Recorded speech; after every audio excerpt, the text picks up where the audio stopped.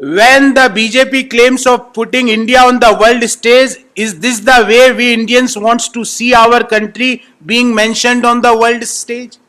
जब मोदी जी बड़ी बड़ी बातें यूरोप में कर रहे थे, उसी यूरोप में कहा जा रहा था कि भारत की सरकार झूठ बोलने में दुनिया में नंबर 2 पे है.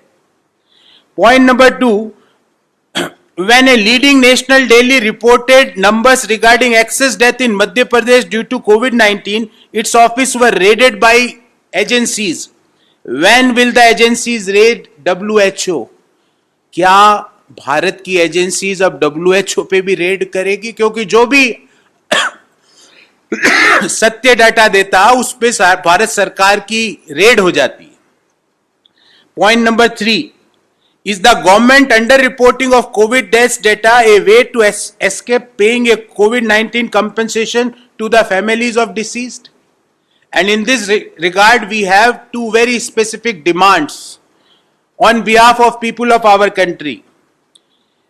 The government must immediately form COVID commission with members from all political parties to analyze the deaths that happened due to unavailability of oxygen, broken supply chain in case of vaccines and medicines, and plan for better management of these pandemics in the days to come. And our second demand is that the government must immediately pay rupees 4 lakh to the family members of the deceased who have died due to COVID-19. If it can't provide medical care and facility, this is at least the Modi government can do to pay respects to the people. CMI का data आप स्वीकार नहीं करते हो, WHO का data आप स्वीकार नहीं करते हो, आपको अंतरराष्ट्रीय मैगजीन डिवाइडर इन चीफ का खिताब देती है, उसकी बात आप स्वीकार नहीं करते हो. हिंदुस्तान के एक अखबार ने एक मध्य प्रदेश राज्य में बताया कि 1 महीने में 1 लाख से ज्यादा कोविड के दौरान मृत्यु हुई, उसके ऊपर आपने छापा पड़वा दिया.